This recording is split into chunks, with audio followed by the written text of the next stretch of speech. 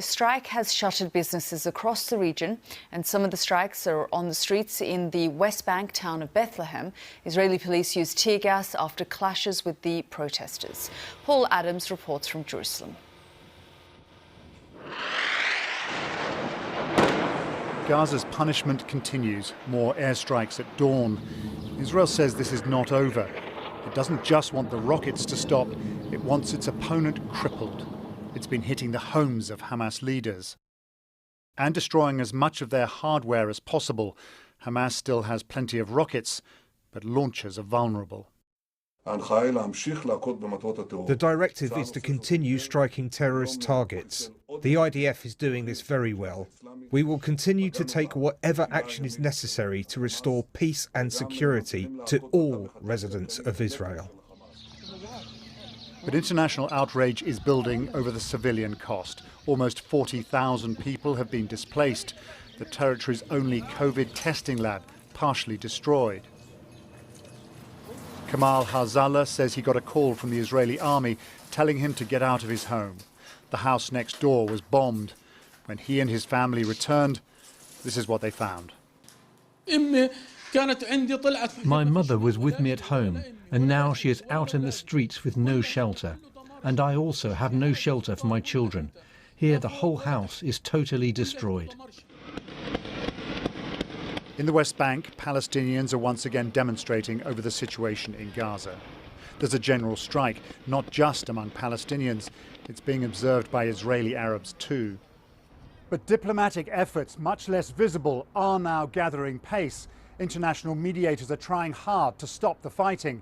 And when the US President Joe Biden spoke to Mr. Netanyahu last night, he called for a ceasefire for the first time. The UN is heavily involved. Its envoy in Jerusalem, one of few officials actually talking to Hamas. With pressure mounting on Israel, its window of opportunity in Gaza is slowly closing. Paul Adams, BBC News, Jerusalem. Well, I've been speaking to Tarek Adel, the Egyptian ambassador to the UK. I asked him what conversations Egypt was having directly with Hamas. Over the last few days, we've had many contacts with Palestinian factions in Gaza and in the rest of the Palestinian occupied territories.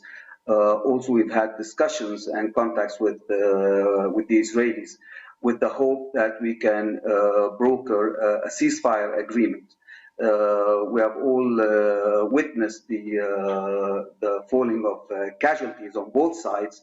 Last numbers go up to more than 200 deaths on the Palestinian side, including more than 60 children and women.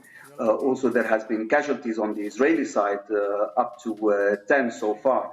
Now, this should stop, and we are hoping that the rest of the international community support us on this, that we need to have a priority in this conflict. The priority right now is to reach a ceasefire agreement, after which we can have a serious discussion on how to resume peace negotiations between the two sides.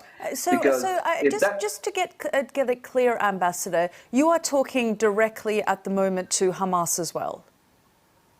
We are talking to all sides that are party to the conflict. And when you make those contacts with Hamas, I mean, one of the conditions for the Israelis is this won't stop until the rockets stop. Is that a message that you are reiterating and putting pressure on Hamas to do so? We are using all the diplomatic tools at our disposal to reach a ceasefire agreement. Now, if one side is going to say the other side has to stop first, this is not going to get us anywhere. There has to be an understanding on both sides that the escalation must stop and must stop now. You are in a very unique position, Ambassador, because few people can speak to Hamas directly, and you have been in a position back in 2014 where you were able to broker some kind of fragile ceasefire, but you did broker that. Cairo is very much in the diplomatic driving seat here. So you can put that pressure on Hamas, can't you? You do have leverage over the group.